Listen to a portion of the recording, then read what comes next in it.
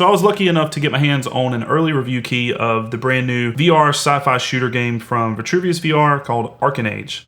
I've been playing it the past couple of days, and I just wanted to give you an idea of what to expect if you decide to pick the game up. I'm also going to be doing a playthrough on my channel starting January 16th when the game is released. It's going to be released on PlayStation VR 2. That's what I'm going to be playing it on, and it'll also be available on Steam. So January 16th is the date. I will start a video series that day, and we'll play through the whole campaign, some of the side stuff, some of the collectibles. It's not going to be 100% gameplay or 100% playthrough because there is a lot to do in this game. I will get into that in just a few minutes. But I think I'm about halfway through the campaign, at least at the time of recording this video. So with all of that out of the way, let's get into the game. So the basic premise of this game, honestly, at first was a little bit confusing. And still, I find myself confused by what's going on. Even though I'm halfway through the game, I have to kind of keep reminding myself of what the objective is and what I'm actually doing and what's actually going on. But to kind of break it down, essentially this game is a mix of course, VR, Halo, Matrix. Kind of smush all that together, and that is kind of what Arken Age is. So basically the premise is that you are on Earth, and Earth was barren and dark, and these godlike creatures were sent there to terraform it, and they created this land called the Biochasm. And here's where the Matrix similarities kind of come into play. The Biochasm is inhabited by these creatures, these alien type creatures that are actually human consciousness inhabiting these creatures, and they're all linked together neurally, kind of like the Matrix. And there's been a corruption in the neural link. And so the terraforming has stopped.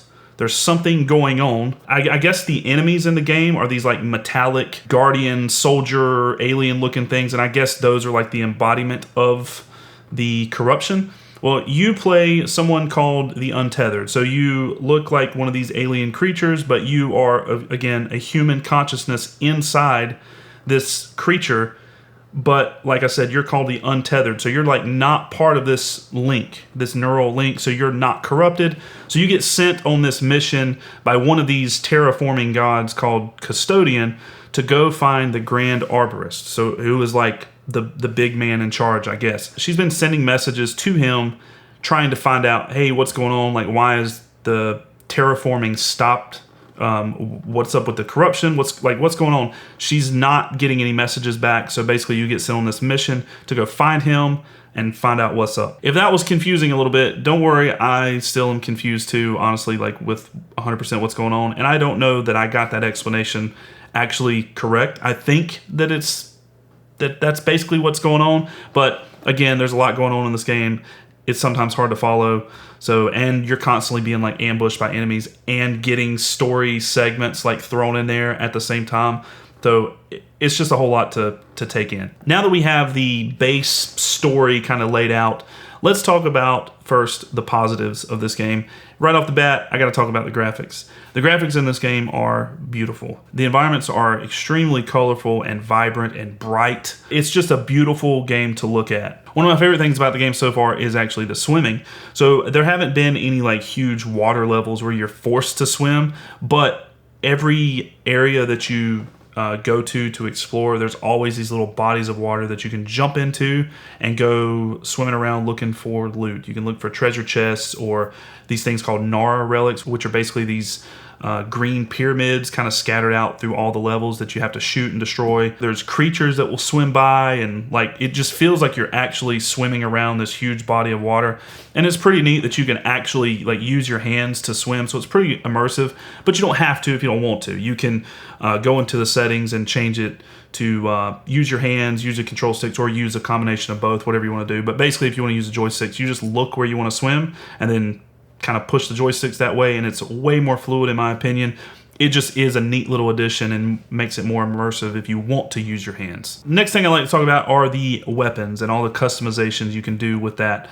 It can get pretty in depth if you really want to. So you have a sword, which I kind of feel like has been my main weapon. You have a shield and a sword, and it's really, again, really immersive, just like everything else in this game. You block the enemy's attacks with their swords, or you can block their bullets too from their gun, and you can slice them in half. You can cut their head off, cut their arms off. Like it's really pretty cool. But you also have your own guns as well, and you can customize them to kind of however you see fit. You can change the color of them. You can change the barrels out. Every barrel that you find for your guns essentially makes the gun a different type of gun. For example, with my sidearm, I have it set to fire these like energy darts, which are really fast. They're not super powerful that I've found, but they're fast. So I can get somebody off of me real quick, and to reload very quickly, you just kind of throw the gun over your right shoulder and you're right back into action.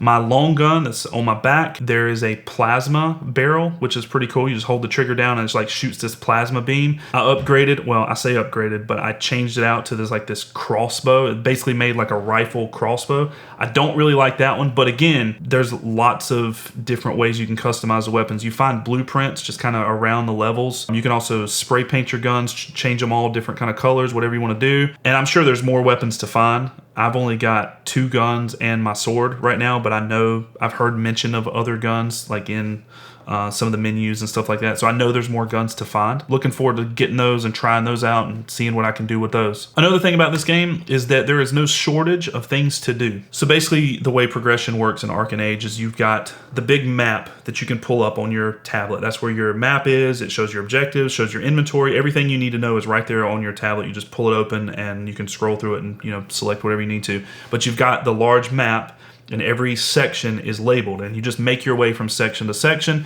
So you go to a big section, and then you pull out your tablet, and you've got these main objectives, these side objectives, the collectibles, all this stuff, all the Nara relics I was talking about, and then like whatever, side things that you need to do. So you can either fly through and just focus on the main objectives, of course, or you can do like I do and go exploring and try to find some of these side quests to do. And of course, it's just like any other game. It ranges from go find this item to go kill this enemy, go, destroy this thing, go shoot this thing out of the sky, whatever. It could be anything and everything, but it keeps you busy for sure. And the game's a lot of fun to just explore these sections and like just enjoy the world that you're in. And because of that, honestly, after I finish the campaign, I'm probably going to want to go back and clean up some of the stuff that I didn't find, because a lot of the sections, it seems like there's things that you can't do, like some of the side quests you can't finish yet because you need a key or some sort of item or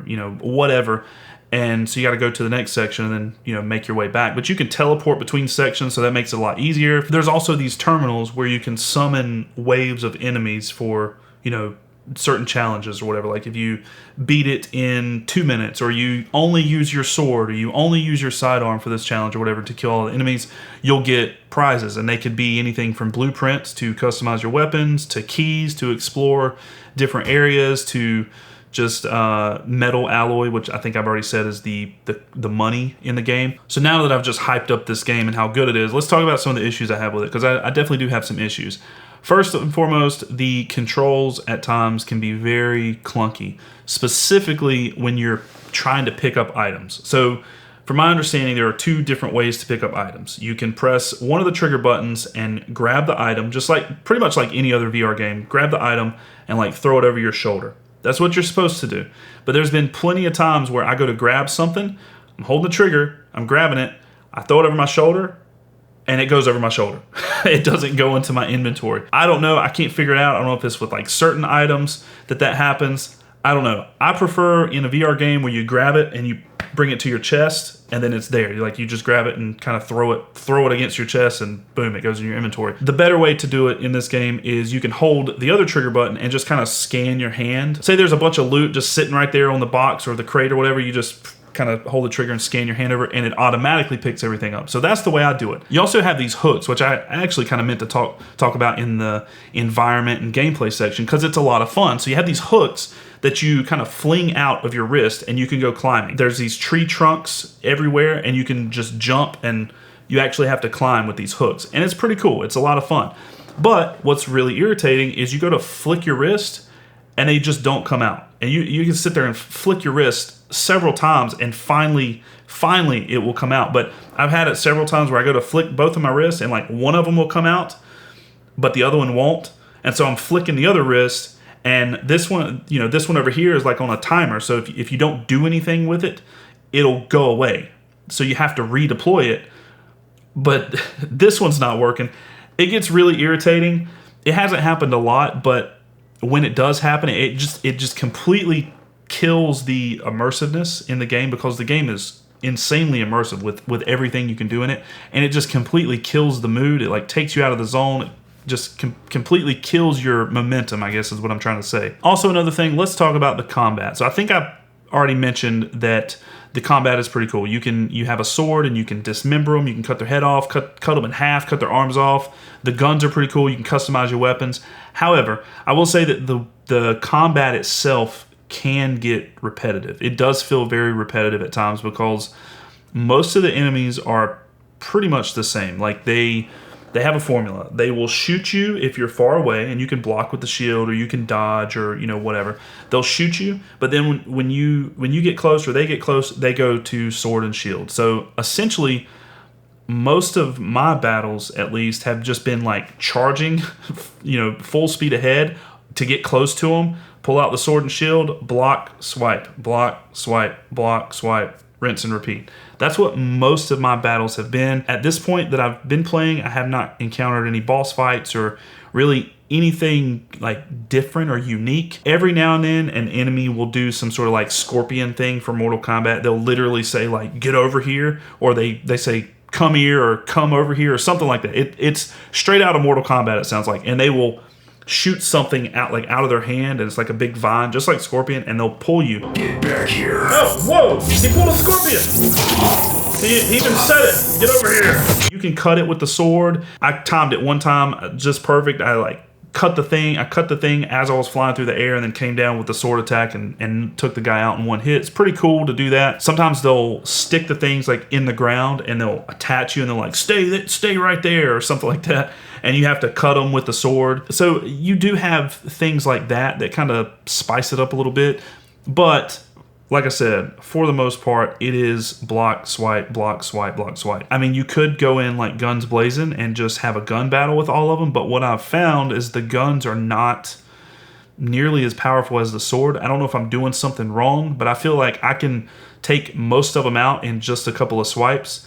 But I feel like sometimes I'm just unloading on them. I'm hoping that as I progress through the game and I find more weapons, it'll kind of add a little bit more variety. One other thing that I wanted to mention with the game, and I guess this really is just a matter of opinion, whether this is a positive or a negative thing, but the learning curve of Arken Age is pretty steep, I feel like, anyway. Of course, like with any other game, the first section, the first level is a tutorial. But this tutorial took me like an hour to get through, maybe even a little longer. You'll see in my first playthrough video of the game, if you come back and check that out, that it took a little while. I cut a lot of it down, but it's probably half of that first video is the tutorial. But you need to learn the game. There's a lot going on in the game. There's a lot to do. The controls are, there's just a lot. You got to learn how to climb and swim and use the sword and reload your guns and shoot your guns and block the sword attacks from the enemies and stuff. But once you learn all that, it literally just throws you into the game. Here's your tablet. Here's your map. Here's where you need to go. Go do stuff. There's no yellow paint like in some other games where, hey, this is the way to go. It's literally like, hey, go find the king in this place, and you just have to go. There's not a lot of hand-holding, which I actually like. So again, that's just going to be kind of a matter of opinion. If you want a game that guides you a little more, you might not like that. But if you enjoy a game where you can just go into a section and just figure it out, then I feel like you'll probably love it. That's kind of my opinion. I like that. So I think that pretty much covers what I wanted to talk about in this one. Like I said, I just wanted to take a little bit. I said a few minutes, but looking at this, I've been recording for like 45 minutes here. So we'll see how long the actual video is. But like I said, I just wanted to take a few minutes and kind of give you guys an idea of what to expect from Arken Age if you do decide to pick it up. It will be out on January 16th. The price is $40. Do I think you should buy it? I would say if you like VR, obviously, if you're looking for a good sci-fi VR shooter, I would say it's worth the $40. Even with all the like clunkiness of the controls that I talked about, and not being able to pick up the loot sometimes, it's like sometimes that just not working right. I still think it's a solid game. I think it's a great addition to your VR library, mainly because it's just a beautiful game. It's fun to play, and there's lots to do. So I feel like you're going to get your $40 worth if you get the game, because the story, like I said, they're calling for about 15 hours for the campaign, and there's lots of side quest stuff to do. So I feel like there's a lot of replayability. There's a lot of backtracking that you can do. There's New Game Plus. Of course, I haven't beat the game, so I haven't played New Game Plus, but I would assume all your weapons and stuff like that carries over. I'll be honest, when I first started the game, I was going to recommend wait till it goes on sale, but I feel like every time I play it, I like it a little more, and I like it a little more. And now I'm getting more invested in the story, and I want to know what's going to happen. So I definitely think it's worth picking up when it comes out on January 16th. And again, I will be doing a playthrough. Those videos are already up and they're scheduled. They're ready to go. So January 16th, if you want to come back to the channel and check out the playthrough of Arken Age, I hope you do that. So with all that being said, if you enjoyed the video, click that like button. It really, really helps me out. I do appreciate it a lot. Leave me a comment down below. Are you going to be picking up Arken Age? Are you going to be checking out the playthrough? And of course, subscribe to the channel if you want to see more video game playthroughs and video game content just like this. And I will see you guys in the next video. All right, bye.